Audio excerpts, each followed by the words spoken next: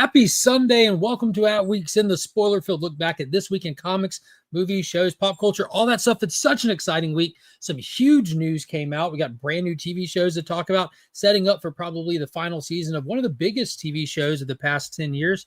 And there's tons of great books to talk about. Some brand new series from some old-time legends, some wrap-ups, all kinds of stuff. And we're going to get into all that right after this.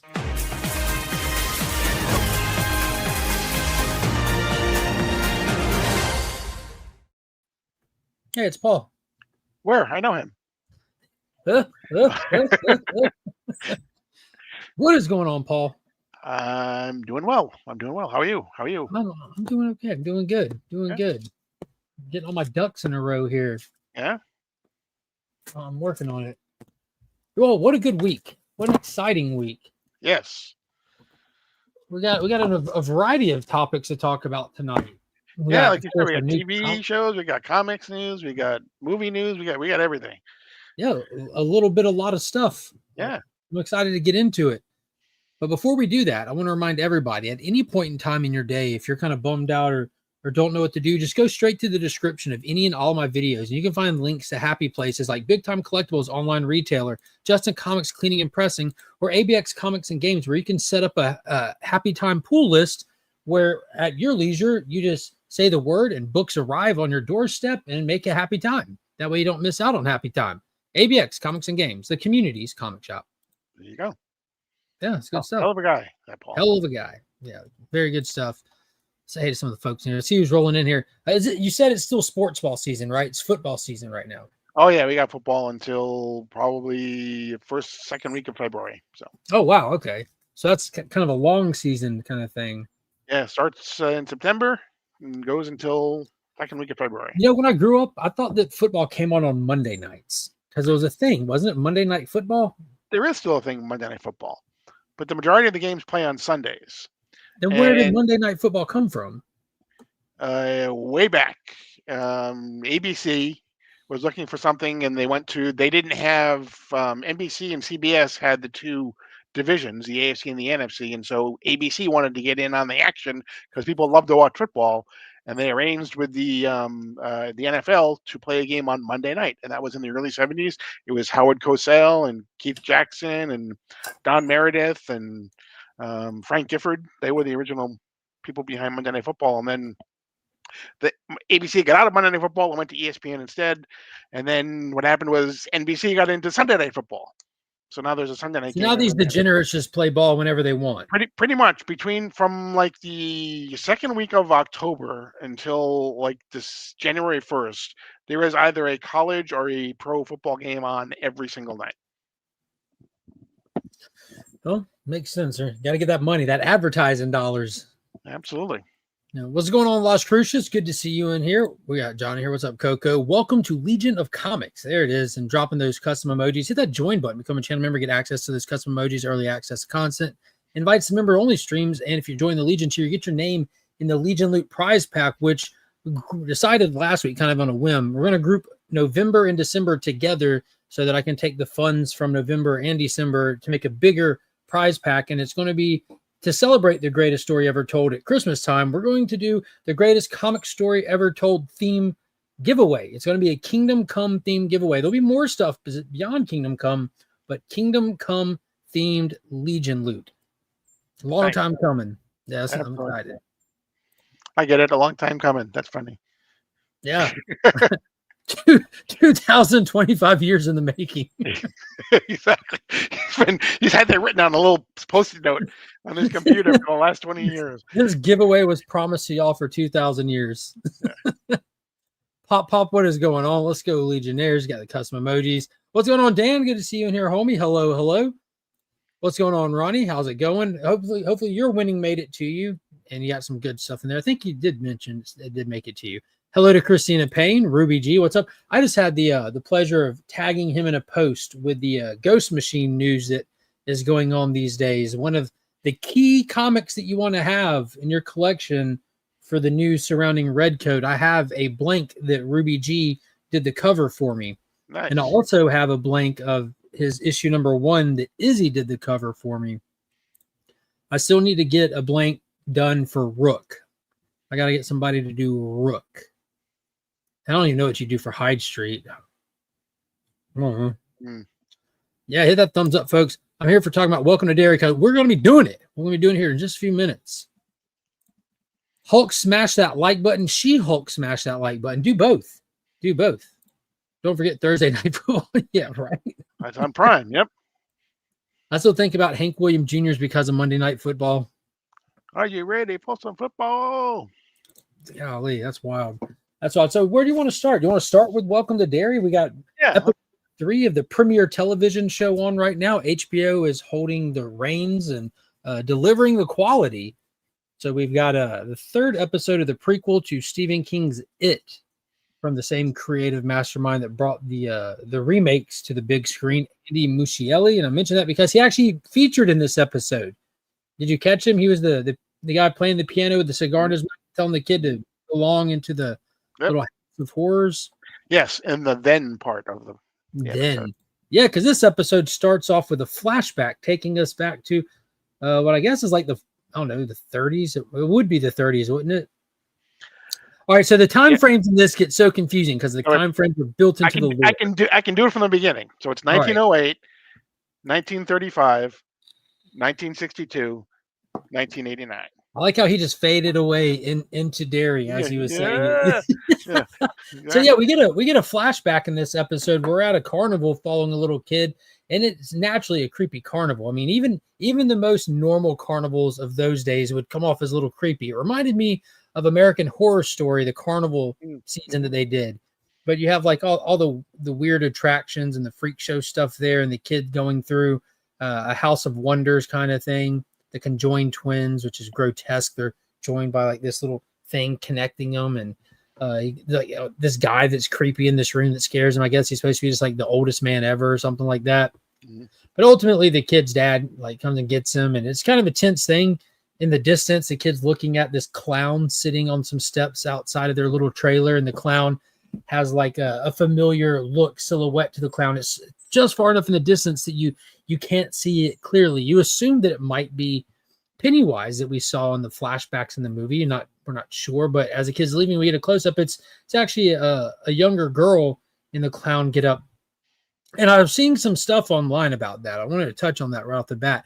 Some people were speculating that that's Miss Kirsch, or however you say her name, when in part 2, when the red-haired girl goes back to the apartment and that old lady is there and telling the story about how her dad was a clown that Pennywise imitates. Mm-hmm. And she was like old and weird and chased her around all buck naked and stuff. They're speculating that could be her, because that picture of Pennywise as a human before, as Pennywise just imitates the human, but the real human that he's imitating had his little daughter in the picture, and they're speculating that might be her after the potential death of her father. Mm-hmm. I thought that was cool.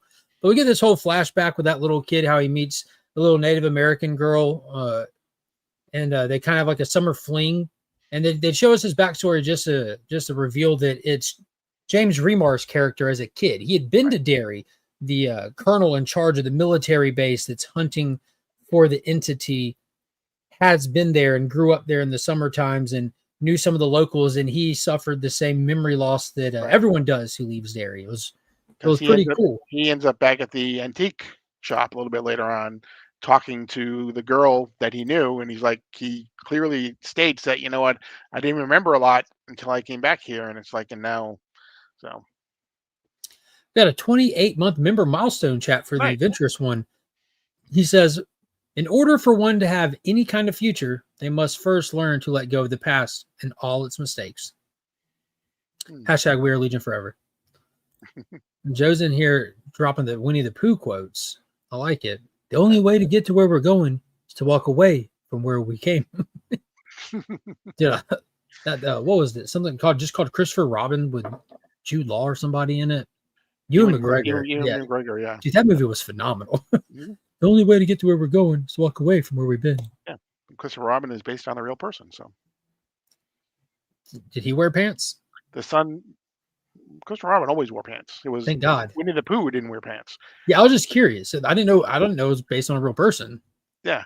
The son of A.A. Milne. Or maybe it's the son of Philip Seymour Hoffman. Who knows? It's got to be, right? Pop's been watching the Monsters miniseries on Netflix. It's scarier than Derry because these psychos were real. Yeah.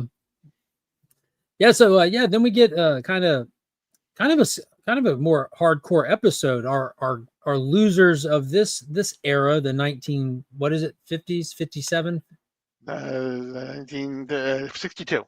62. The kids of 62 decided in order to well, first off, the kids are kind of beefing. The one got coerced by the police into making a statement about the events at the theater, which ultimately led to the arrest of the older one's dad, who worked at the theater but wasn't there at the time and had an airtight alibi. The sheriff knows that, and he's kind of been put into a corner to get somebody on the hook for these murders, and that's the only person close enough to do it. It's kind of arrest him or watch the town riot kind of thing. And we get a little Easter egg when the sheriff was kind of questioning him, like trying to get him just to like tell him what happened or admit to doing it or just tell him something. And he makes a comment to him like, what happens to people like you? Like, what happens to kid murderers up in Shawshank? So we got a little Easter egg to another Stephen King property here. Yep. I did pick that one up.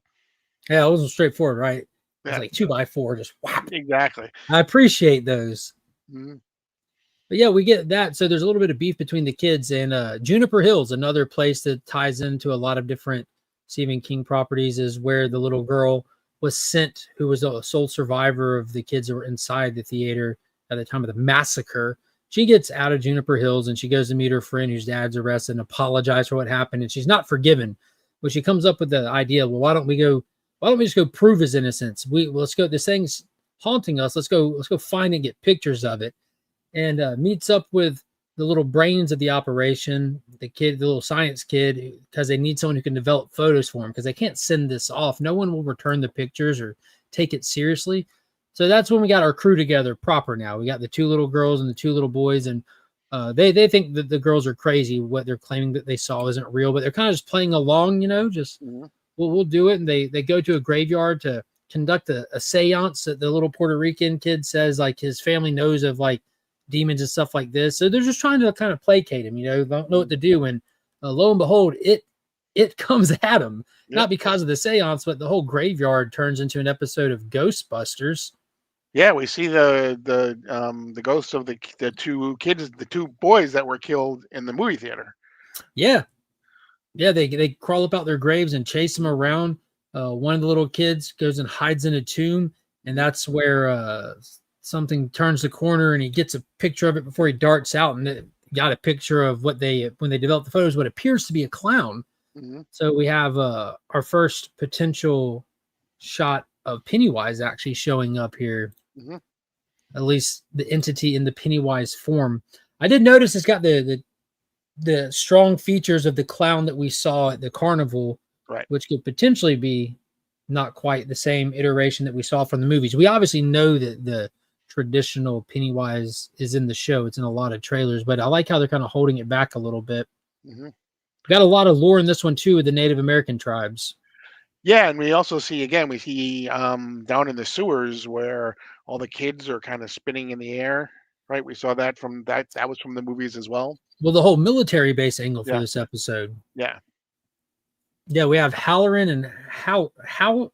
It's very confusing. There's like Hanlon and Halloran or something like that. Yeah. Hanlon, the pilot, is told to take Halloran, the Shining, up on the plane and fly around because they figured out we got the end of the last episode where they found the car. So they figured that Halloran is getting close. He's pinging on something.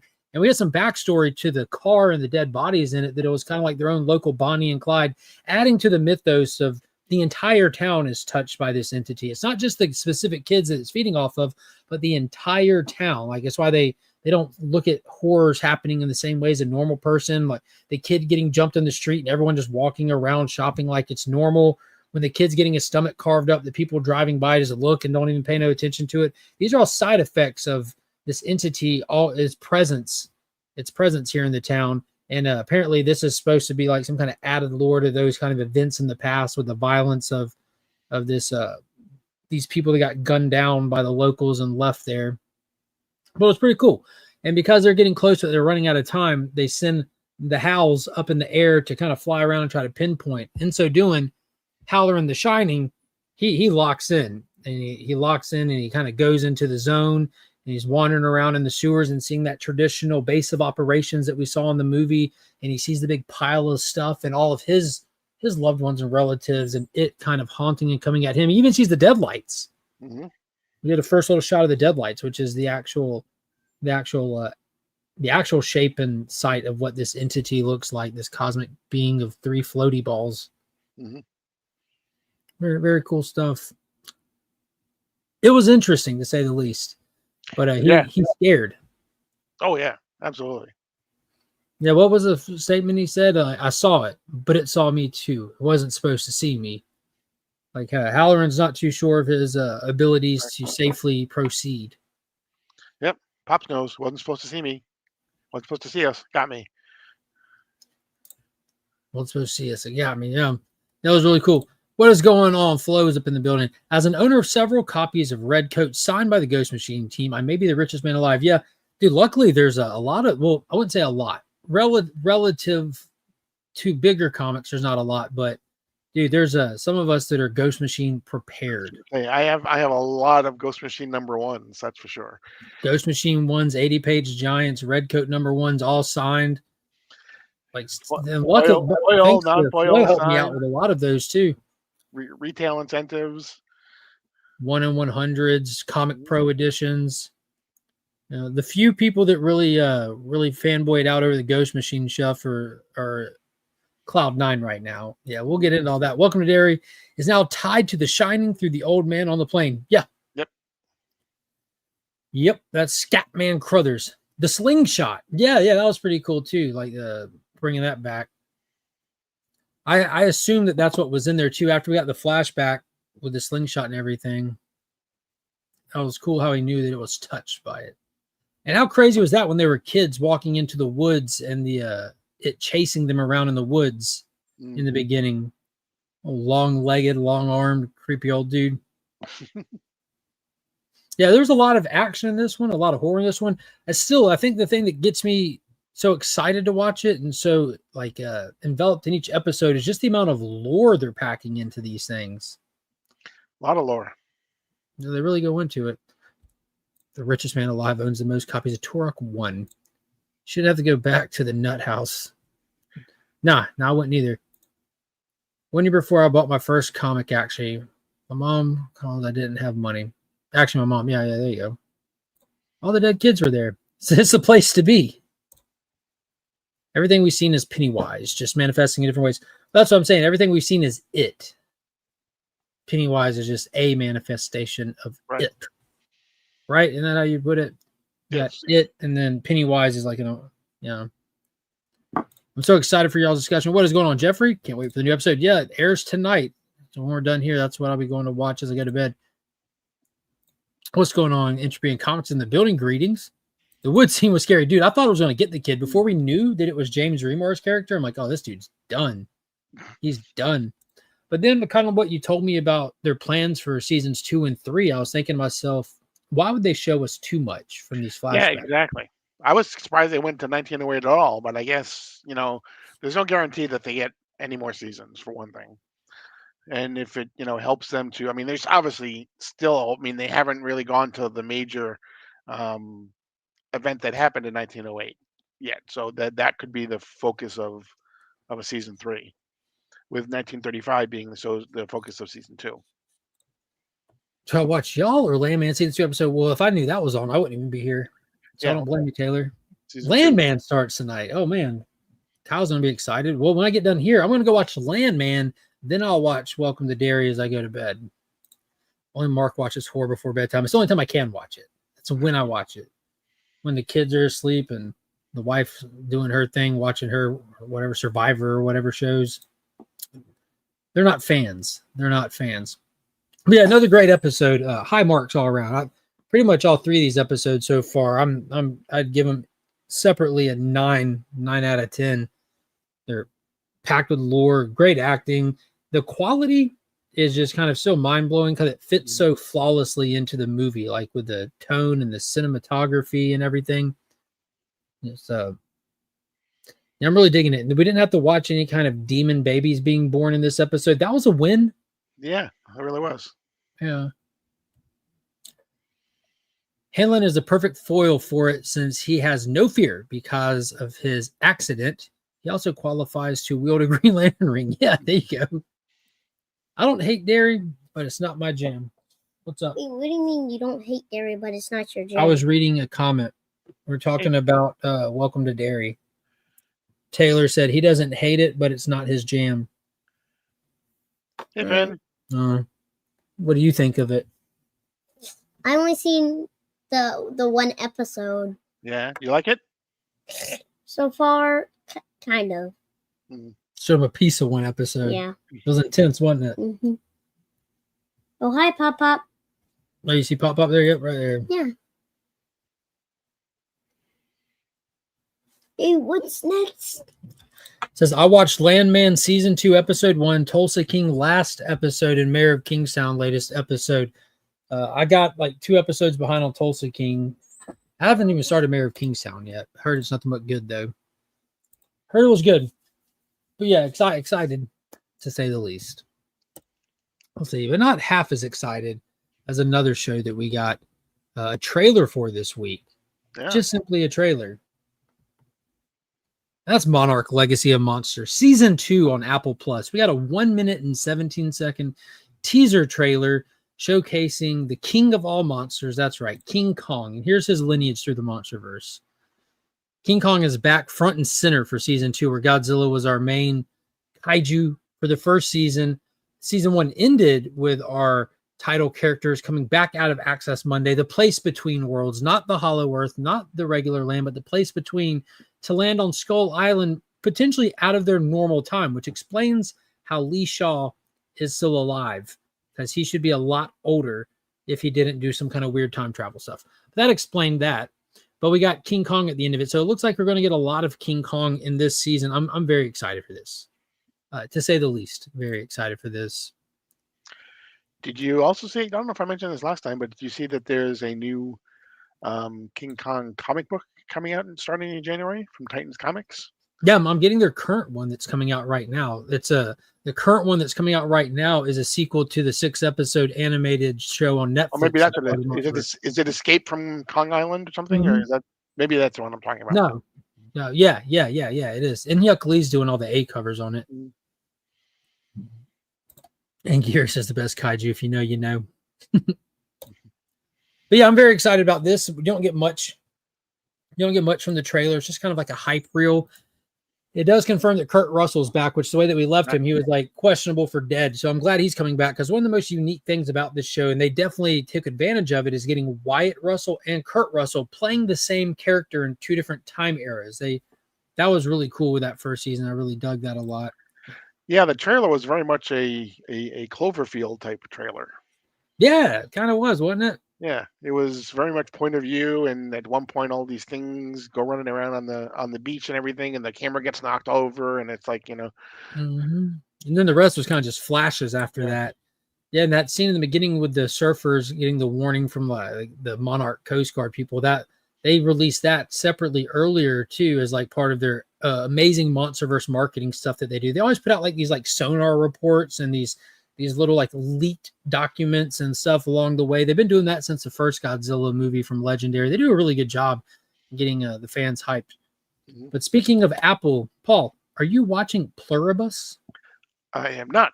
I may, but I am not watching it currently.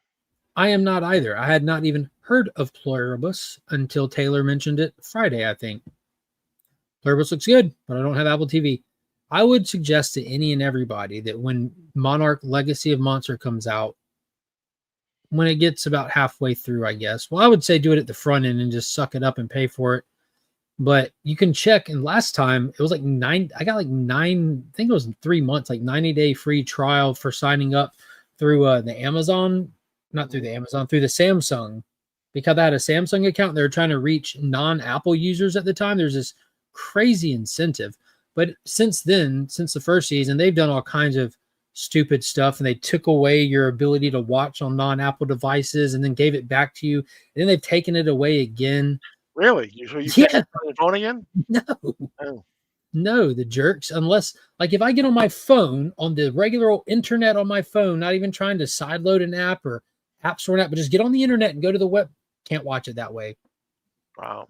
Yeah, that drives me nuts, dude. I was in the middle of watching Stick with Owen Wilson, which is a comedy show. It's not horror, but it's still R-rated. So I can't watch it like on my big TV in my living room unless like I wait on the whole house to go to sleep. And by then I'm ready to go to bed too, you know. And they just make it a pain in the butt to support them. I don't understand why they would do such a thing. And I don't want to download the app because I think there is an app now, but they just do too much to try to specifically control the way that you're viewing their stuff. I don't know if it's because they want the download on the app. They want to be able to track it, but I don't know why. Because your data is more important than you watching their show.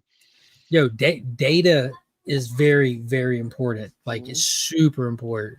It's the gold standard in 2025. Yep. Dollars measured by data. Apple TV and Peacock are actually doing a pretty good bundle together. Actually, I just found out. All right, I feel like an idiot, but I just found out I get free Peacock. Yeah. What do you mean? Yeah. Why'd you say that like it's normal? Well, Peacock was you could always get parts of Peacock for free. You didn't have to sign up for it. No, I get free Peacock with Xfinity. Okay. Oh, okay. Which makes sense because they're both Comcast. That makes sense. Yeah, I didn't know that. So I got an email one day, and I don't hardly ever read my Comcast email. Like I'm like, okay, cool. Bill comes. Okay, cool, whatever. But I just happened to open it. I think I went to hit delete, but my fat finger just barely missed, so it opened the app or opened the email from the notification. I'm like, free Peacock, sure. And I just sent Kyle the sign in for it so she can watch it. But yeah, blew my mind. I'm like, I wonder how long I've been able to do that and haven't done it. I haven't changed my internet plan in years. You can go out there and now you can watch all the Jurassic Park movies. Those are out there. That's right. Yeah. The new one just went out there a couple weeks ago. Yeah, it was fun. Wasn't great, but it was fun. Yeah, definitely wasn't great. It was so weird. What is going on, Tapia? Good to see you, homie. Vince Gilligan's new show, creator of Breaking Bad and Better Call Saul, stars Kim from Better Call Saul. There you go. They just want money, dude. They don't care about our money. They care about the money they can make from our data. Ooh. Someone screenshot that. Yeah. Well, now it'll live on the internet forever. So because you brought it up.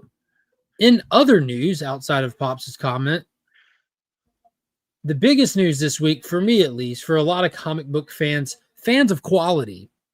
Now, I know that there's a lot of Marvel fans out there, but if you haven't expanded your horizon into the territory that I like to call quality, there's this little thing called Ghost Machine that Paul and I have been talking about since the beginning, been following since the beginning. Had the creators go by the names of Jeff Johns, Gary Frank, Jason Fabok, Brian Hitch, Brad Anderson, Rob Lee, and they've been doing this for a handful of years now, and then they decided to make their own company out of it and really push it.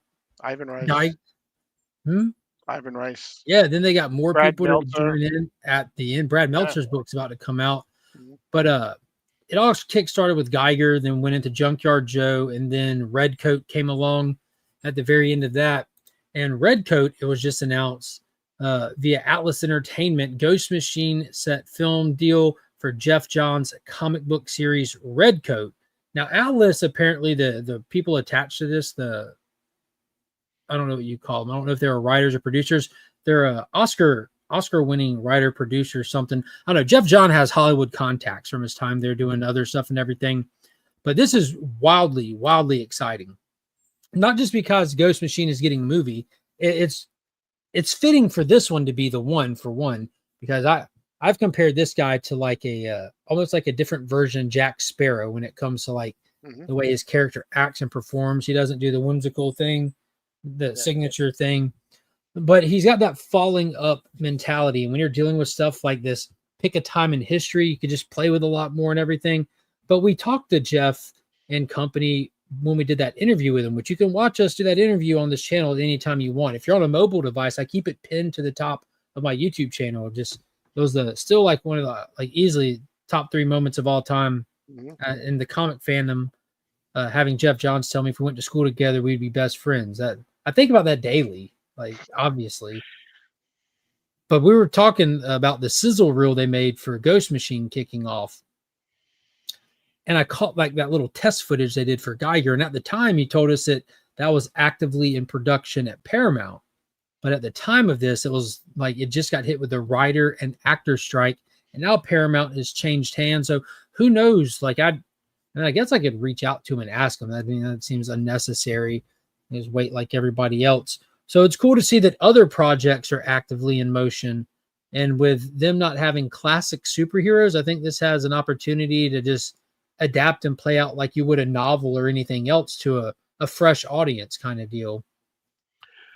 Yeah, and I also think that of all the series that they do, probably the one that I would think might attract the most people might be Redcoat, because you have Redcoat interacting with real historical people. So it's not, I mean, there's something to be said nowadays where if it's not part of a franchise or an already established IP, that no one's going to go watch it.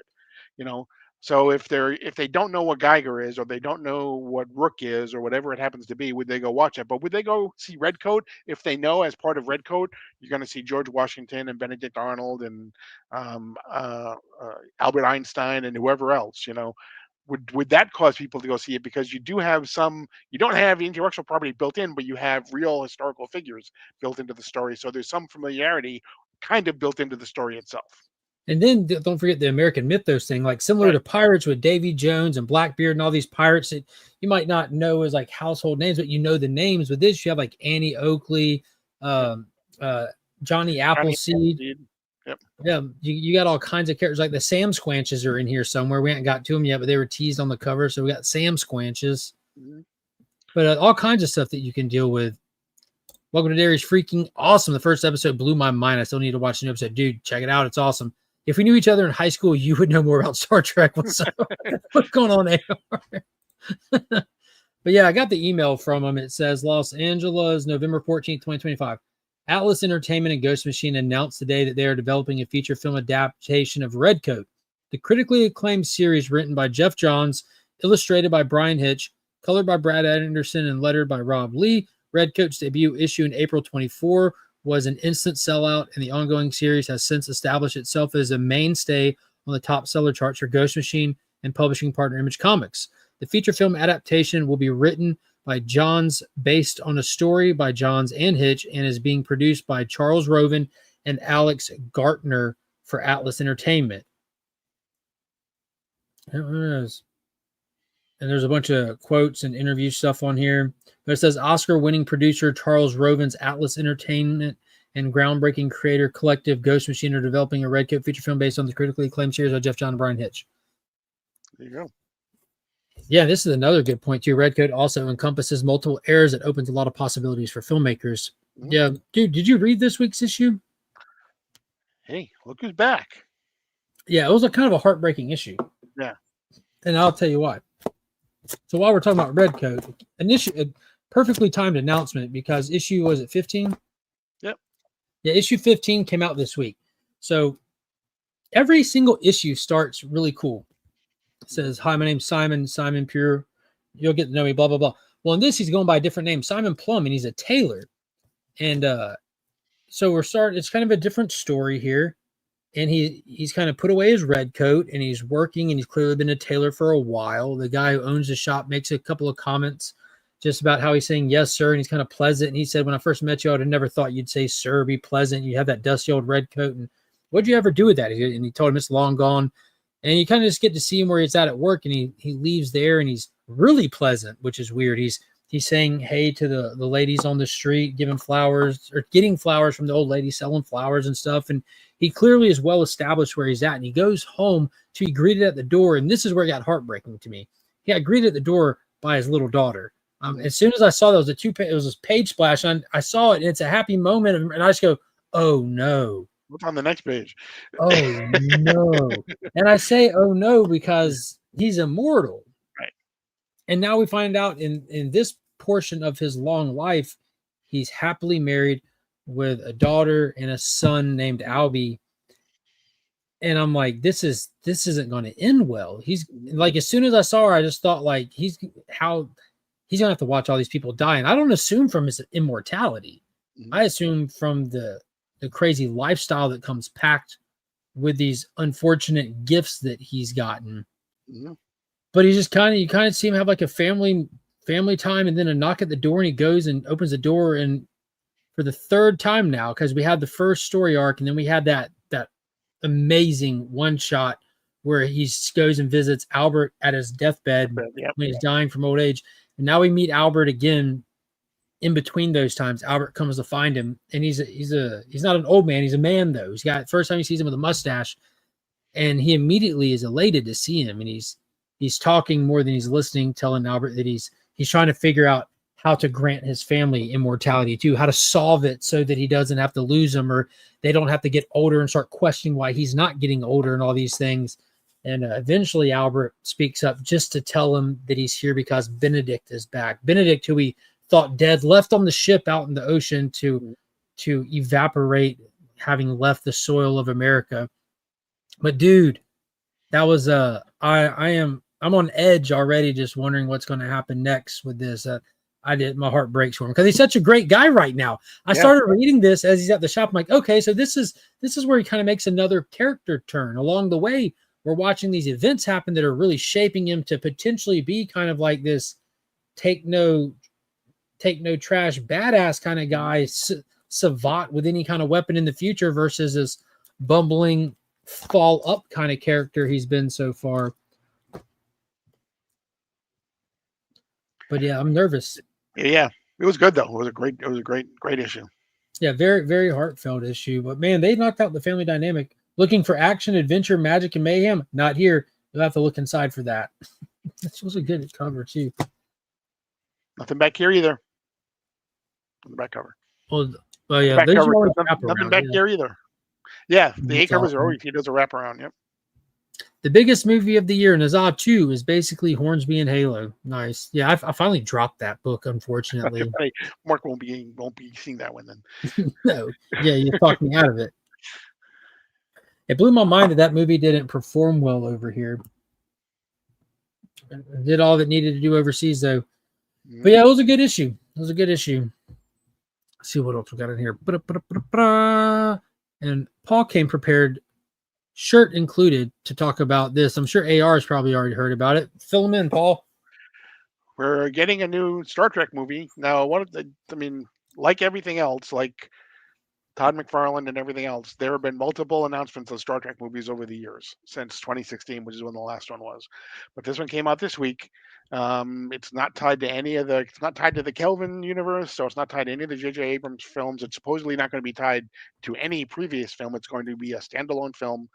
Doesn't say whether it's going to star Kirk and Spock or it's going to be brand new characters that come in.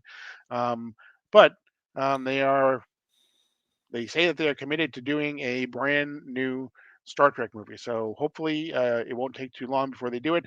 They really need to. I mean, there's one thing to try to get, subscribers because you're doing Star Trek and things like that, but you got to make money off of it. And the way you make money off of it is you do movies, and that's how you monetize your IP.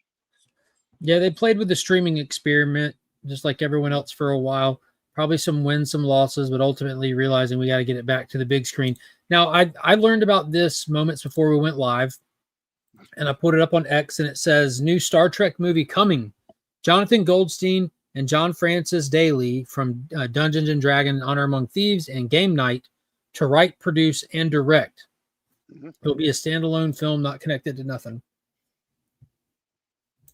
Yeah. AR says, huge fan of Dungeons & Dragons, so looking forward to this. Is that the one with Chris Pine, the Dungeons & Dragons? Yeah. How ironic. Mm-hmm. Exactly. We're going to make a film, but not with you. Yeah, Star Trek is a gold mine. I don't think they've been striking gold lately. I'm not saying they've done bad or anything, but just not making feature films is crazy work. And it's is it Legend? No, not Legendary. What is the film company? Man. Oh, Alex Kurtzman does it. So Skydance, right? Skydance, that's it. They're the ones that partially own Paramount. Yeah, Skydance, partially owns Paramount. Paramount just getting bought out and everything. So this is this means the new team that came in with the Ellisons are like, all right, we got it.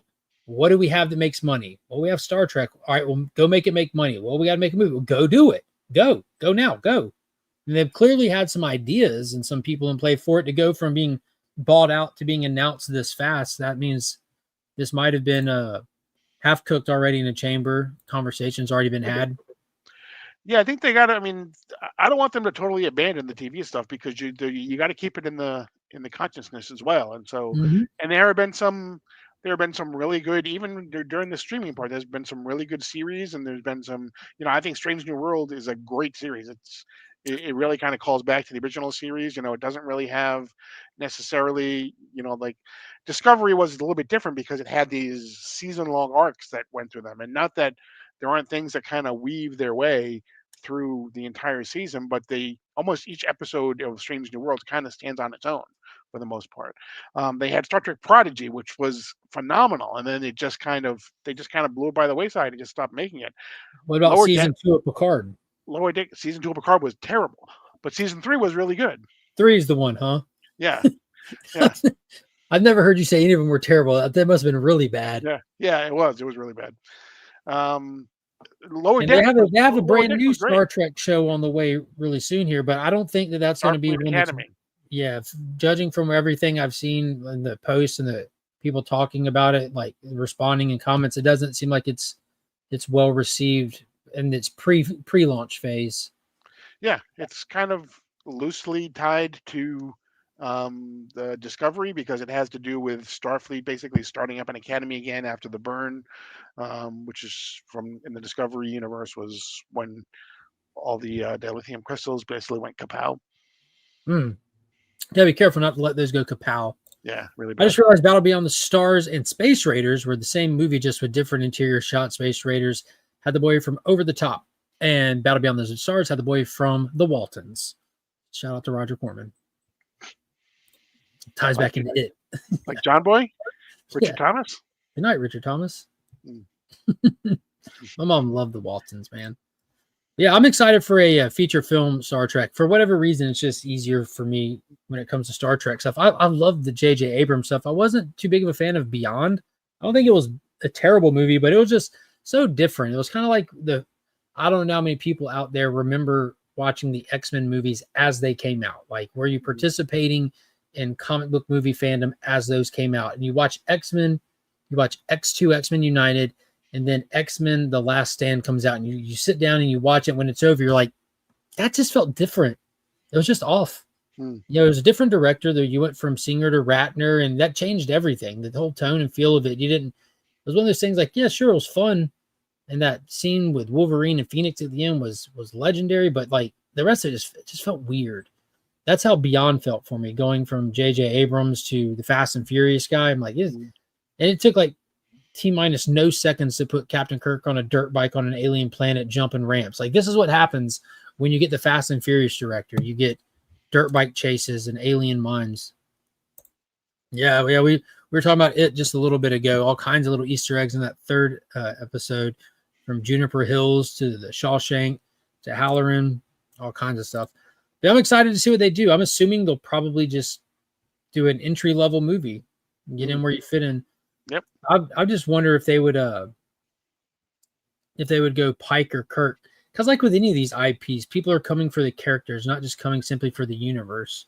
Right. You want the recognizable characters. You want Spock and all that stuff. Yeah. Well, if they're there's really only 3 original characters that are still alive. If they want to try to do something where they connect it somehow, like they did with Spock. You mean the original characters? Yeah, William Shatner, George Takei, and Walter Koenig are the only 3 that are still alive. Well, I don't mean like you need to bring in the original actors playing the characters. I mean like you got to recast the character. No, but I mean if they want to do some sort of timey-wimey universe thing like they did with Spock in the beginning. Yeah, that was smart. I thought that was. Yeah, they kept everything canon. It was exactly. Yeah, that was really cool. Overlord was Abrams, I think. I don't think he directed it. I think he just Bad Robot made it. It's part of the Cloverfield universe, though. That's a really cool movie.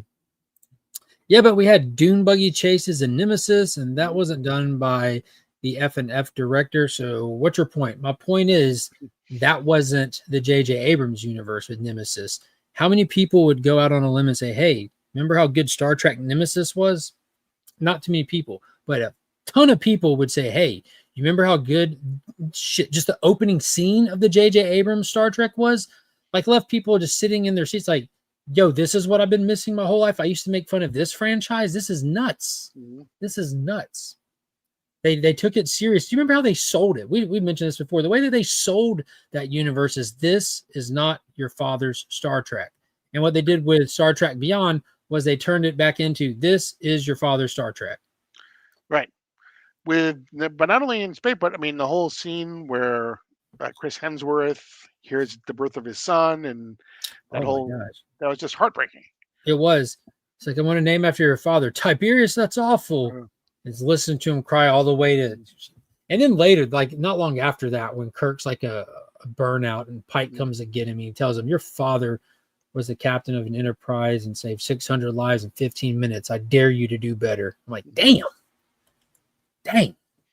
Back when Tom Hardy was smoking crack. Yo, he was in Black Hawk Down. I never knew that. Yeah. I rewatched that the other day. I listened to over 9 hours of the Sean Ryan podcast, talking to one of the guys, one of the warriors who was on the ground for that. And it made me want to go back and watch the movie. And I'm noticing like Jamie Lannister, a young Jamie Lannister is in it. Young Tom Hardy is in it. They kind of have the same effect that when you go back and watch Saving Private Ryan, you see a young Vin Diesel in there and stuff. You notice other actors that became a lot more notable later. Good stuff. I'm excited to see what they do. I'll definitely be there to support it. This one's going to be a little bit harder to support. You got to talk about Superman and the current state of the DCU. I intentionally grabbed a comic picture instead of an actual DCU picture. It's a little bit easier to talk about. For context, it's no secret, I'm a huge DC stan. I can be an apologist when need be. I try to call balls and strikes though, and right now, I wish James Gunn would go away, like not forever, not abandon the DCU. I wish he would grant himself a vacation. Just get off the internet, stop talking, let people just sit with Peacemaker, sit with Superman, and leave us alone. As fans, as supporters, leave us alone. Quit telling us things, quit talking about things. Before you even get 2-3 slated projects out, you're already hyping up this new Superman movie and all this stuff. Like you should be letting the creatives behind Supergirl room to talk about their stuff. Clayface should just be starting to roll. The Clayface stuff should get the hype with them, and maybe get some more Lanterns, yeah. Let HBO get out there, because like whoever's making Lanterns, whoever's making Supergirl, whoever's making Clayface, they don't have the social media footprint that James Gunn does. So naturally, anything he says, does, or interacts with will get all that reposts, all these media pages, like making posts out of every sentence that he says, and he keeps saying things that he doesn't need to say. Like Darkseid will not be in this movie. Don't confirm anything about the movie, bro. That's a spoiler. That's a spoiler. I don't want any spoilers. I don't want to know what I don't take anything off the board. Let us find out. Why are you confirming the Brainiac as the villain for a movie that's 3 movies away? Like that. This is how you mess up. This is how you mess up, is putting the cart ahead of the horse. But with this most recent week in James Gunn Talks Too Much, something is floating around that Baby Joey is Brainiac in this world. Have you seen this? I have not. This is floating around everywhere. It's kind of scary. How could that be? James Gunn reveals that Brainiac will be Baby Joey from the future in Man of Tomorrow. Source, thewarp.com. When Baby Joey turns into Brainiac in Man of Tomorrow, Baby Joey's face is killing Clark. There's a lot of stuff out here about Baby Joey being Brainiac. So I don't know. Baby Joey's the key, and this post is from July. Baby Joey's the key to everything, and that's just people making those random observations when they saw Superman.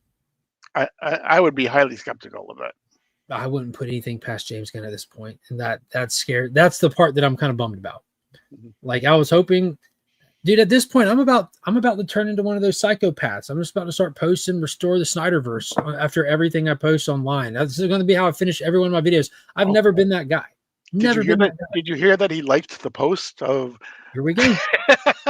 Here we go.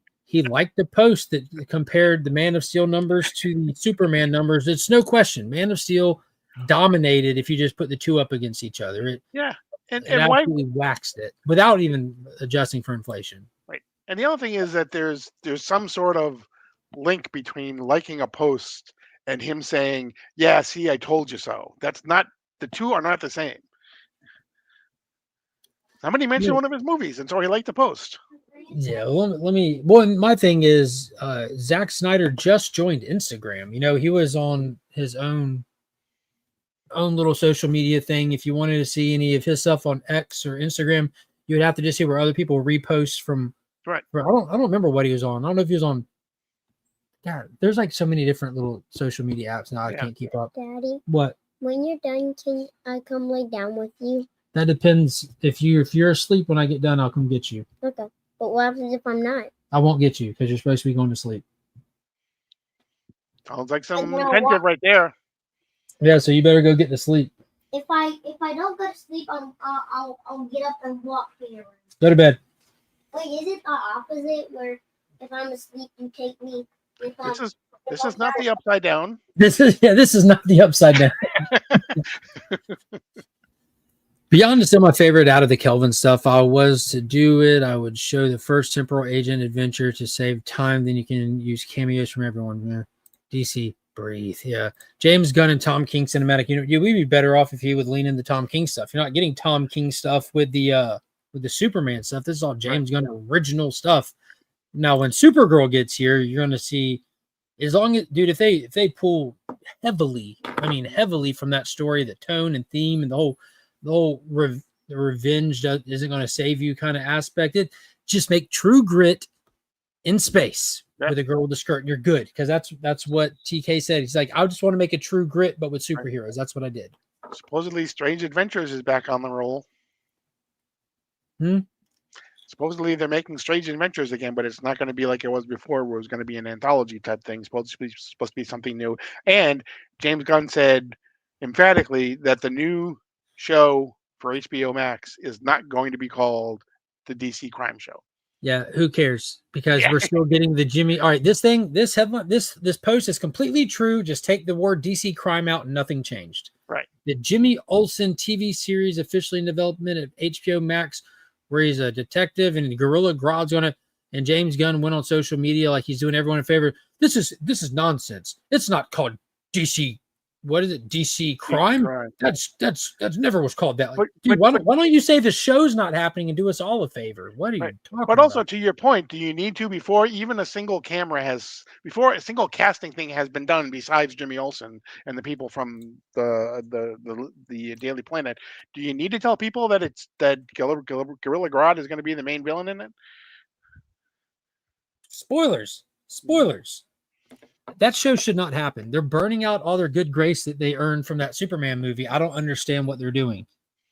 And they're making all these announcements all in the midst of a buyout. The only thing I can think of is that they're thinking, that Matt Reeves is not going to do another crime thing. Once he does Batman 2, he's done. And so they're trying to I think they want him to be done, to be honest with you. I think they want their property back. Yeah. But they're trying to fill that void of, maybe they're going to try to do a Matt Reeves thing without Matt Reeves. I don't know, dude. It's all. None of this would be a problem. None of this, if they would just shut up. If they would just shut up and just make stuff. Like if you're not, they shouldn't be talking about nothing. There's 3 major properties that are supposed to come out between now and this time next year. Why are they talking about anything but those 3? Like this is what kind of, it can ruin it. How much they pushed the Superman stuff in season 2 of Peacemaker really took away from Peacemaker, which was a damn good show. Season 1 was way better. But they need to lean. God, it looks like they're really getting away from this, leaning into individual projects being really good. And we're still too early to really call it. All we're seeing is James Gunn stuff so far, and we got nothing but non-James Gunn stuff for next year, which is great. So we get that variety, like Supergirl, like little after credit, a little teaser, whatever. I'm now looking more forward to Clayface than anything, just because it's like, it feels like it could be standalone. And I was talking to Pops about this. I'm kind of looking more forward to all the stuff that like these big universes that have all this lore, but it's not really tied to any of this because it's getting tiring watching how this stuff is playing out.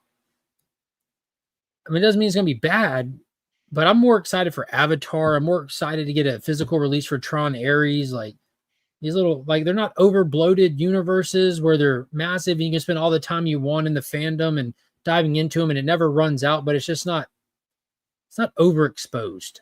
It almost feels like it's overexposed. It's getting watered down before it even gets started. He likes to post all the time. He's like a few of mine, so him liking the post of this image means nothing. Zack Snyder, like he's been on Instagram for all of like 2 weeks. And that's what started this crazy storm of Snyder stuff is as soon as he got on there, he started sharing photos, like he's a filmmaker. He's also a photographer. He's sharing photos. Like I got these photos from my superhero days and I got this photo of this random girl. I don't even know who she was, but like just sharing photos. And now like there's this big Snyderverse is coming back, Paramount's and talks and discussions to bring the Snyderverse back. Oh, thank you. They didn't have a lot of good grace from that Superman film. They did get a lot of good grace from it, man. They got a lot. I'm seeing a lot of stuff that looks like it's going to be a Lobo movie with Supergirl in it. That'd be nice. That would be nice. We'll see how it plays out. I mean, I guess it'd be pretty easy. Supergirl picks Lobo up along the way, just hypothetically, like in issue 3, and he rides it out with her. Or for Snyderverse fans, it'll be an Aquaman movie dressed as Lobo in the Supergirl movie. Yeah. House Black. For all you House of Dragon fans. Last big thing, I know Paul's actively playing catch up now. Dude, I completely assumed you'd watched all this. But Stranger Things, season 5 is right around the corner. We have, where's my calendar? Here it is. We have, so this week, next week, and then it looks like it starts on Wednesday, the 26th. The final season of Stranger Things will be dropping 4 episodes November 26th. So Netflix is spreading out the release, the streaming platform famous for trademarking the binge drops. They're releasing 4 episodes on the 26th. Then on Christmas, they'll be releasing 3 episodes. And then on New Year's, they'll be releasing the series finale, which is like it's like a 3-something hour movie, right? It's the Legion cut. Let's go. So all these episodes are clocking in at an hour or better. Looks like an hour and a half on average. There's an initial report that they're all going to be about 2 hours with a 3.5 hour finale, but showrunners came in and said that those are not accurate. But we do have the actual official first 4 episode run times. One of them is 54 minutes, but all the rest are over an hour. So they're doing like movies for each episode. So they're releasing it in 3 separate parts for numerous different reasons. One, the studio or the streaming company that taught you that binging is the way learned that it's not necessarily the way. There's such a big streaming platform. It would take you'd have to add all the other ones up and the number of subscribers to equal Netflix. It's not even close how much bigger Netflix is than everyone else. I went and looked for the video I made earlier today. It comes out tomorrow. It was so not even close. It wasn't even worth talking about other than just pointing out it's not even close. I grokked like what are the 5 most viewed streaming shows from the last 10 years, and it gave me a list of 10, and all 10 of them were Netflix. Mm-hmm. One of them was dual released on Netflix and Hulu, but they were all Netflix. Right. Well, Netflix has like 110 million subscribers or something, right? And I think like Disney has maybe 20 at the most, maybe. Yeah, it's crazy how not even close the rest are. But they figured out that engagement matters for certain things. And one of the number one reasons that I could find why they were spreading it out is for the cultural impact. And that is exactly what we talk about with the water cooler conversations. Mm-hmm. That's the same thing in a different word. They wanted this to exist in the cultural zeitgeist. They wanted it to be talked about. They want to see it in headlines. They wanted it to be around for a while. And the way you do that is by you release it weekly. but they're kind of doing that. They're like, we'll release it every couple of weeks. How about that? Meanwhile, Disney is releasing Wonder Man all in one shot. And that's what you do when you don't have faith in a show. And I don't mean Netflix. The inverse is true. So for these other smaller streamers, they've always done the opposite. They HBO does weekly because they're quality and they know that you'll come back for more. If you try this, you'll be back for more. Disney did the same thing with shows like The Mandalorian and stuff. But when they get these shows that they know are not going to be received well, they don't want it to stay in the cultural zeitgeist. They don't want the impact to last. They want to just take a hit, wake up, and then move along. They don't want to just keep getting beat on for week after week. So that's what they did with Echo. They dumped it all in one go. That's what they did with what was the other one? Did they do that with Ironheart? Ironheart, yeah, they dumped it in 2 goes, 2 weeks. And then and now they're doing it with Wonder Man. That's crazy. Yep. Like movie series that I ran in theaters every Saturday. Yeah. But I'm excited for Stranger Things. Went through and binge watched it and got caught up. And I finished season 4 today. And Paul started season 1 today. But I'm already 5/8 of the way through season 1. So 5/8. It goes fast. And in all reality, that means on the 30th, November 30th, we'll be here talking season 5. So that's 2 solid weeks. And it goes really fast. Only like 8 episodes a season.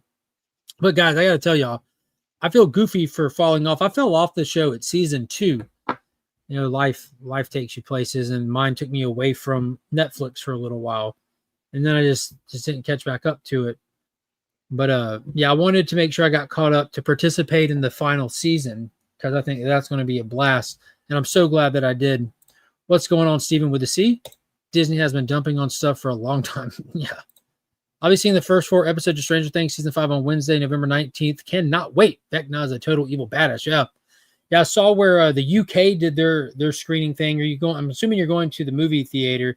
In the UK one, the post I saw, the person watched the first episode, and I saw the little promo thing that they put out today of Elle running the little training gambit.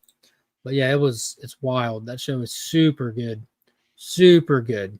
Season 4, episode 4, which I found out after watching it, that was a mid-season break. They started experimenting with the split season stuff with Stranger Things season 4. They did it with The Witcher as well. I know that from Kyle. They do like the mid-season. I think they did it with Wednesday also now, which Wednesday is like another one that Netflix's massive successes. Am I too old to think Winona is still? No, not at all, dude. She is. She is. Yeah. I was thinking the same thing when I watched it. I'm like, man, I remember when she was just a klepto. That was like 20 years ago now when she got in trouble for stealing clothes or whatever it was. Mm-hmm. But yeah, dude, it's a great series. If you're not caught up, I highly encourage you to go check it out, get caught up, and then be here Sundays because we'll be talking about it. Between now and then, I'll figure out in what manner we'll talk about it. 1, 2, 3, 4. That's a lot to talk about all in one go. We'll either spread it out over Sundays. Mm-hmm. That'll be 4 episodes. Got caught stealing. Y'all remember that klepto thing she went through? Wasn't that her? I think so. Because her comeback movie after that was Mr. Deeds with Adam Sandler. After the klepto thing, she was in Mr. Deeds. She got caught stealing, and she claimed to be a kleptomaniac. And that's when I was a kid. I'm like, kleptomaniac? Well, I guess that makes sense because why would you steal with all that money you got for the thrill of it? Okay. And then she was in Mr. Deeds. I'm like, okay, so she's not gone forever. Because when she got caught and arrested as a kid, I'm like, oh, she's done. She wasn't stealing, she was crying for help. Yeah. But yeah, she plays Joyce in Stranger Things. She's super cool, man. And she only gets cooler as it goes. They all do. She's living her best crazy self in season 1. Oh my gosh. The lights. It's the lights. All right, you want to dive into some comics and then we'll make like a baby and head out. It was sure. Not a huge DC week, but it was a big week. There was nothing from the Absolute universe this week. And you've already talked about Redcoat. We did. That was a timely review of that. Hey, look what's back. Hatoosh. Hatoosh is back.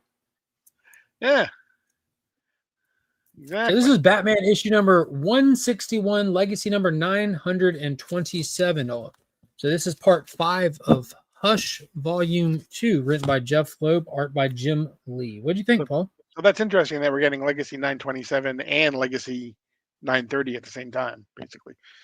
They don't waste time. No. They don't waste Yeah, time. this was a very, very quick read, this issue. It was like went like that. It was it basically, I'm not convinced that there's not going to be a second part, that they're going to somehow rejigger issue 6 to wrap up the Hush 2 storyline. Oh, you think they're not even going to go for 12? I mean, I would not be surprised. Let's put it that way, because Jim Lee's going to be like 90 by the time he finishes it. I hope they do. I feel like it's still just getting started. So this issue was the whole Bat family, like Right. in the first couple installments, it was just, oh no, Hush is back, and the family's kind of trying to figure out what to do about it, and it's just him fighting the Robins and Nightwing and Batgirl, just for Hush to pop up at the end and almost fight him. Mm-hmm. It really feels like a big nothing burger right now. Yeah. Ends with the Joker and Batman looking at each other. It's like, oh, never seen that before. Yeah. Ooh. Yeah. Dude, it's so unfortunate. Right.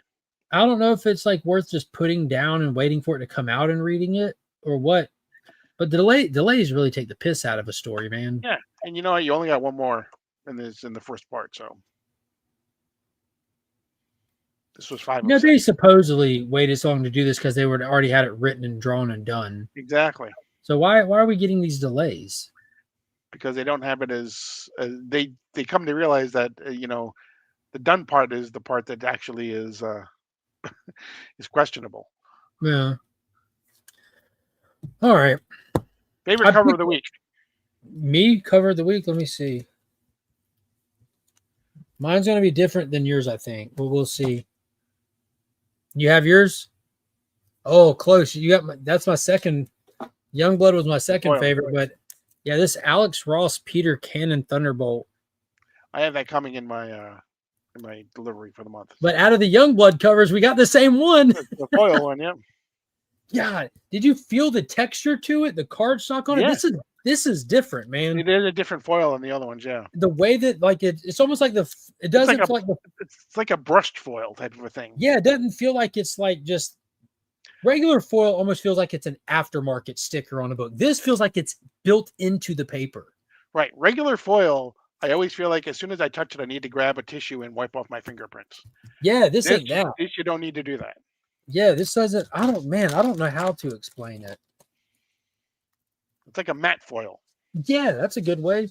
I mean, you can hear the difference. Yeah.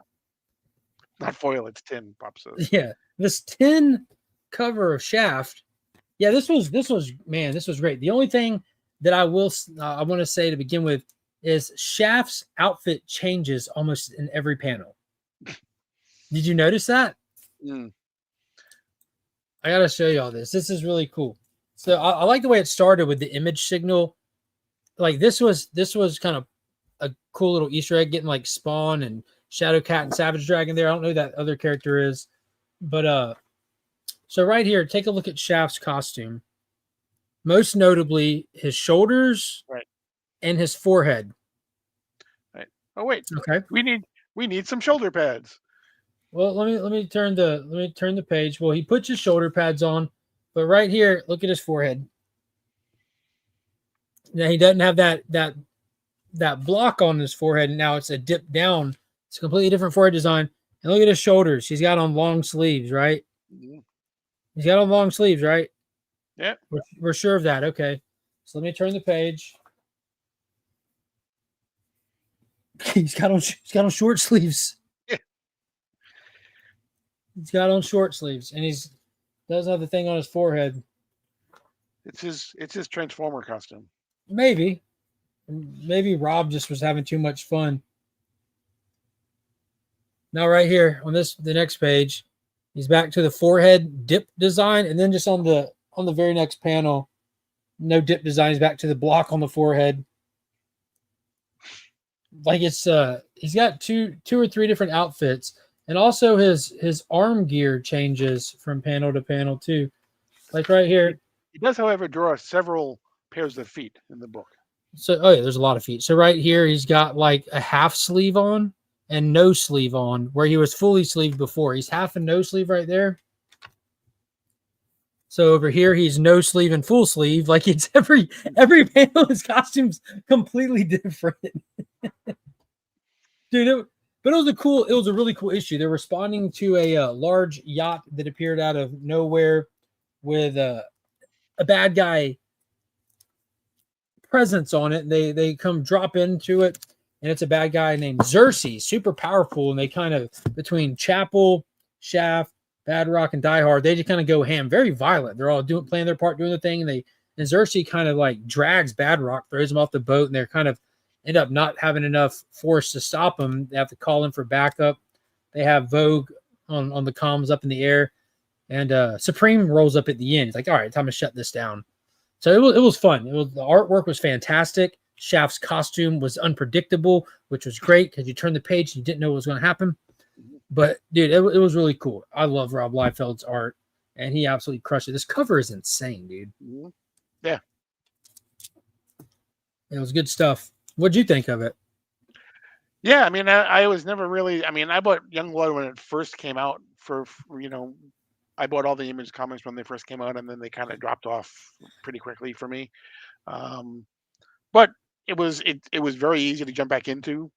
So it's not like you have to have a lot of Youngblood knowledge in order to enjoy it. So yeah, they treated it as an entry level book too, because like they did like the character profile when they dove out of the jet and they're coming down. They're like, they do the character profile thing that tell you their name and a little bit about them as they're coming in. So the old Legion of Superheroes stuff that they would do. Mm-hmm. It was cool. I'm in for issue 2. That's for sure. That's for sure. So I was very excited for this. I have a lot of Dynamite stuff on my pull list these days. It's wild. Mm-hmm. Like Dynamite's getting a lot of support for me. But Peter Cannon Thunderbolt, Charlton Comics Thunderbolt. If you've seen Watchmen, this is Ozymandias. Mm-hmm. This is the character that he was, that Alan Moore changed his name so that he can put him in the movie. To remind everybody, Rorschach is the Question. The comedian is Peacemaker. Dr. Manhattan is Captain Atom. Ozymandias is Thunderbolt. This was really good. This was super tough. I had to get the Alex Ross variant to go with it. I had no clue Alex Ross was doing a variant. He's going to be on all the covers. They're calling it the icon covers. Mm-hmm. I like the way it's a little bordered there. But it was really cool. You get introduced to him, and the whole thing. He's like got like all the Far East knowledge of all like the Enlightenment and all the different martial arts and the supernatural stuff and there's a word for it that I'm not even thinking. It's on the original. What is the word? The mystic arts. The mystic arts. Yeah. All of the mysterious powers of ancient Tibet were granted to Peter Cannon. 1966 first appearance. But he really leans into it. They lean into it well with that. Like he's super chill. He walks into this hangar in the beginning, like Rain outside, walks in with his poncho on, and there's just like these military guys in there, not actual military. They're like militia guys in there arming up, getting ready for some shenanigans. Comes walking in casually, and they're like, yo, who are you? How'd you get here? And he's just like, Peter, my feet. Like that kind of stuff. He pretty much drags these dudes. They even do like a little homage to the running gag in Watchmen when they're like, are you fast enough to catch a bullet kind of thing. They even do a gag in there with that, which was awesome. But he's super tough, and he ends up, you see where he gets his riches from, and he goes back to the real world because of something that happened to the people he was training with. They're all presumed to have committed suicide, like Jonestown style, but there's more to it than meets the eye. So he has to go back to the mainland to some of his contacts and people there where more shenanigans arises. It's really cool how they spotlight how fast this guy is. Mm-hmm. Like, Ozymandias and Watchmen, they're like, he's fast. So he has super speed. No, he's just fast.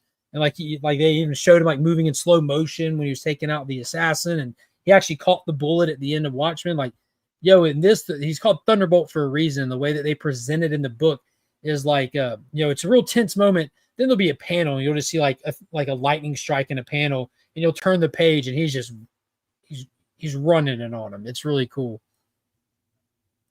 If you need back issues, Youngblood, hit Beckerman. He cleared out my collection. There you go.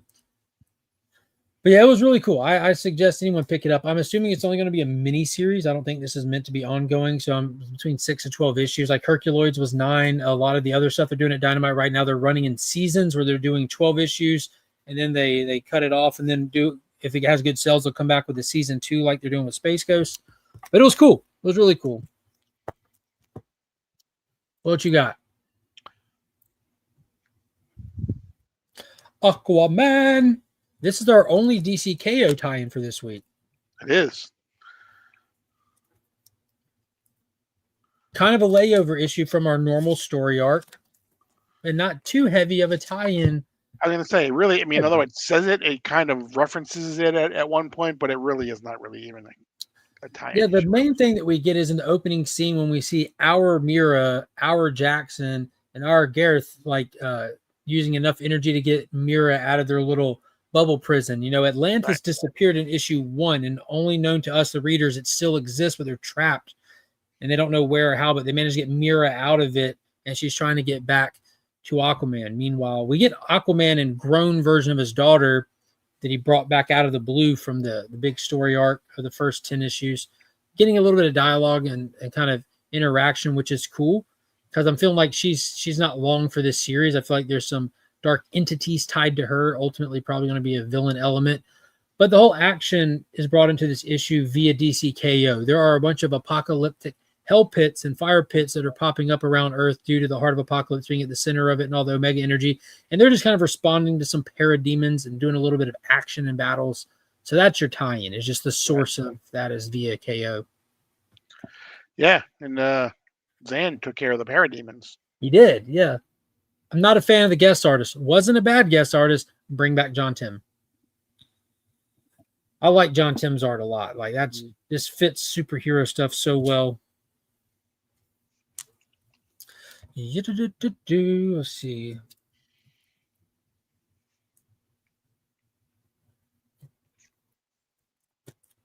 Oh, are you going to do that one? This one. Yeah, go either one. Green Lantern. Weird issue. Weird. Yes, very weird. John Stewart talking to his ring, which is like floating next to him.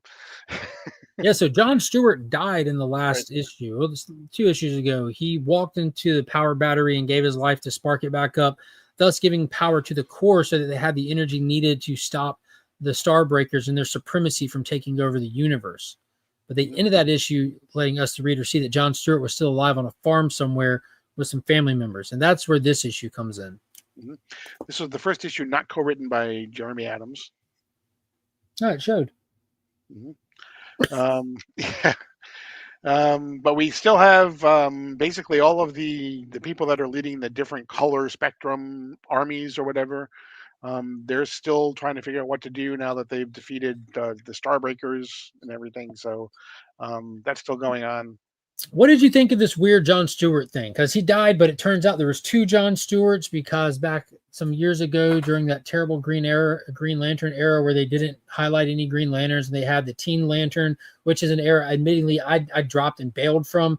They did a story called Horatius, Horatios, I think. Something like that. Oh, you didn't read it either, huh? I did, but I don't recall it, to be honest. If it would say Green Lantern on it, I know I got it. Yeah. So it's a John Stewart story where apparently he split himself in 2, making a permanent construct. And apparently the real John Stewart went away and has just been chilling on vacation, while for the past few years, the John Stewart that we've actually been dealing with, the Maker, the Guardian, doing all this cool Philip Kennedy Johnson stuff, that was just his construct. Mm-hmm. What? Who then made a construct of his sister. The construct made a construct. Yeah, this is... So that was kind of... I'm not even going to lie. That's kind of goofy. But, sometimes you got to clean up the wreckage of the past, and there's a lot of wreckage that can be done sometimes. But I don't know. Maybe we got rid of that. Maybe we can get rid of the Kelly construct because that just at least it wasn't him that made it, because we've been talking about how that shows like signs of real mental instability when you're keeping a construct of your deceased around that you can't let go of. Hence why I think the Alfred AI is a little weird in the Batman book right now. Just you got some like therapy that you're missing out on. But Well, we don't know that Alfred is actually AI. We don't know that he's not just something that only Bruce Wayne sees. thought it shoots out of the Batmobile. Not sure. I'd have to go back and look again now that you mention it. God, that'd be even worse if it's just like he's just seeing visions. Oh, it's the Alfred failsafe. Yeah, God, grief, that'd be terrible. No, actually, it's the Alfred Zerana. No, even worse. He never lets you drop a crumb. How is Predator versus MCU Marvel Universe going to go? I think Craven is setting them up. I only read the first issue. I thought it was pretty fun, the first issue, but I haven't gone back and read any more yet. That sounds as bad as a Spider-Man clone. Yeah, it seemed like an unnecessary thing that they should have never done. And I guess you got to correct stuff, so it was corrected. Now moving forward, just got to get away from it. I like his reaction to his suit though. When he put the ring on, put the suit on, he said the same thing. The suit looks cool. His current suit is awesome. But we'll see where it goes from here. Because again, it just felt like the first issue after the ending of a big story arc that you got to get going in the new direction. And we still have the weird thing going with Kelly's Green Lantern glove that she made being tied to Kronos, and Kronos is slowly coming. That's going to be the next big event. Is going to be dealing with some form of fraction of Kronos, which was that in this issue that we saw the big blue blob Enquar? No, the weird Hal Jordan at the end. There was like all like half made, like Kronos trying to get a physical form, and he had like that terrible unfinished body of Hal Jordan. And Hal Jordan wasn't in this issue. But was that this issue or the last? It must have been the last one. You know what I'm talking about at the end when it teased like Kronos trying to get a physical form, and it was like that was last issue. Yeah, this one was that blue thing killing that person. Yeah, he killed the Green Lantern by going inside him. Ew. Yeah. Action Comics was good though. Yeah. Mark, yeah. I'm loving having an ongoing Superboy title. Yep. That is not Jonathan Kent. Yeah, I wouldn't mind a Jonathan Kent title if they did it good. Mm-hmm. But this is really good. Mark Waid's doing a great job. This issue you kind of showcase the balance that it takes for young Clark to feel comfortable as Clark now that he's getting admiration and praise and a sense of fulfillment from saving people and helping people as Superboy. What does it mean just to get back into regular overalls on a farm? You kind of feel less than, and when the girl that you love has eyes for Superboy, and he's trying to find that balance and stuff, and also how to not push the limit. And he sees how easy it is and how fast things can turn with the public perception of you as well. Yeah, we get his first interaction with General Lane as well. Yeah, first positive one since he got set up. Yeah. They kind of have a heart-to-heart where he says, you know what, I'll help you guys in my own capacity just to prove I'm not here to hurt nobody kind of thing. And so they're setting up the good rapport between the two. That'll eventually lead to good rapport. It's not there yet. No, that was all I got. That's all I got for the week. Oh, wow.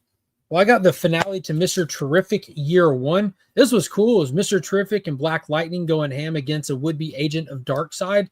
The Netherlight, it's the woman who bought Mr. Terrific's company, dealing with the little experiments and stuff. It was ultimately forces of apocalypse pushing her to do it. They kind of open doorways and stuff like that. Granny Goodness shows up for a minute.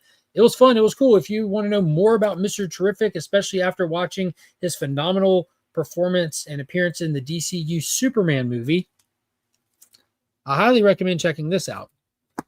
Issue 2 was a 10 out of 10.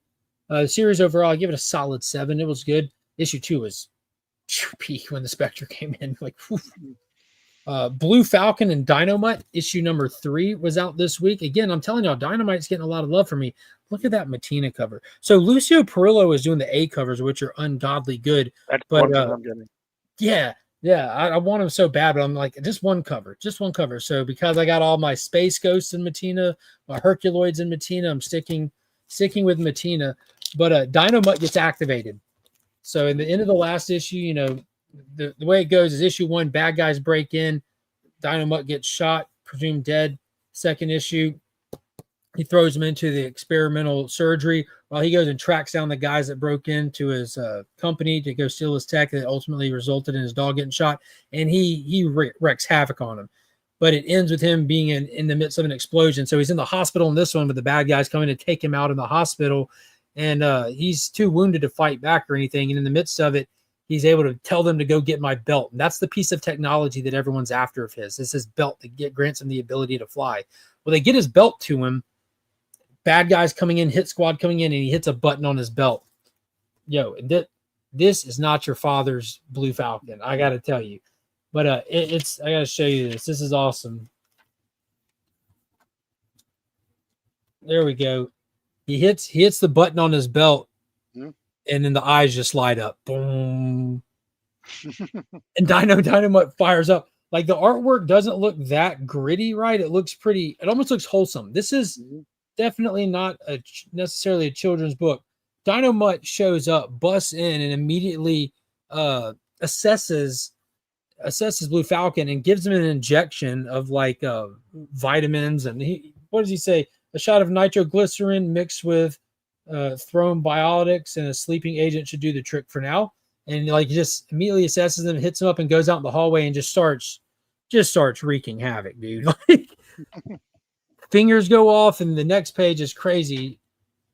He assesses the hallway, opens his mouth, and shoots rockets out and just blows these dudes to smithereens. Wow. The goodest boy. Just the goodest boy. Mm-hmm. But he gets him. It doesn't stop there. That was just a few of them. Find out the Blue Falcon's girlfriend that he's been banging on the side is actually someone who's after his tech. Shocking. Did you read this from last week? I read it today. Finally, I was behind on it because I was kind of like, I really want it. It's coming in my monthly shipment. So. Yeah, when you get your copy in, we can talk about that. Okay.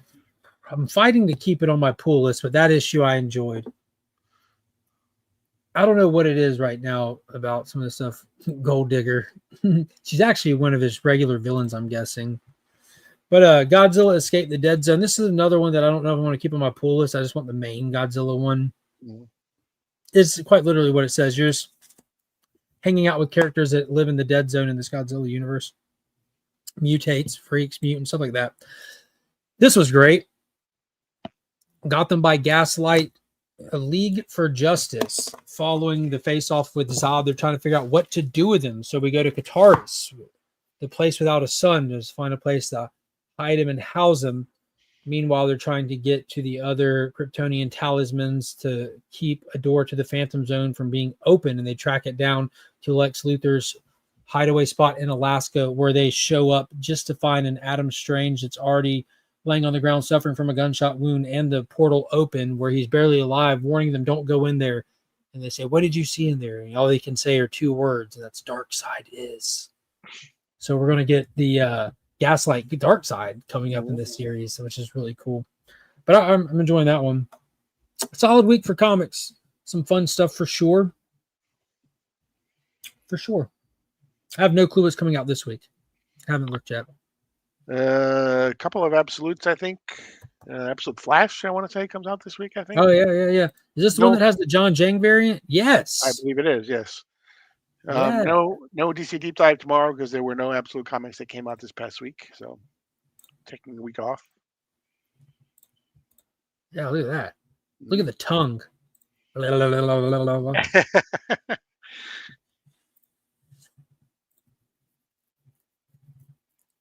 But this is the Guess That Key week. Oh, who's coming on? Chris the Comic Vet and Taylor Winder. Nice. Oh, this is going to be a massive week next week, Paul. It's the Batman Deadpool week. Yes, that's right. Yeah. Holy potatoes. So we already had Deadpool Batman that was released via Marvel distribution, but now it's the Batman Deadpool. See, it's completely different. Yes. And speaking of that, if you want to see a Thor, who was with Thor? Was it Captain Marvel? No, Shazam and Thor, right? With the two. Maybe. And then the other one. Anyway, if you go to either the Marvel online comic stores or you go to DC Universe, DC Infinite, you can see special stories that were written just right there, special Marvel DC team up stories that are only on there. And you can also get a 30-day free trial as well. So on each of them. Jeez. Yeah, there's like 10, 12, 16 different covers or something like that. It's not nearly enough. Mm. Wonder if we're going to get another amalgam character in this one. Supposedly there is a reference to an amalgam character in this one, according to what Grant Morrison said. That's an amazing cover right there. Yeah. And Marvel is going to reprint the Spider-Boy team-up issue, the amalgam issue.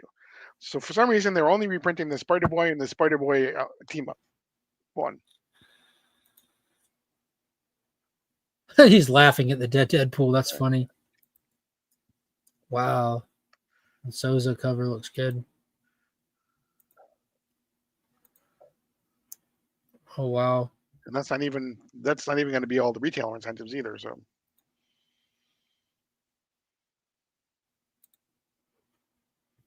it's a lot of covers for that.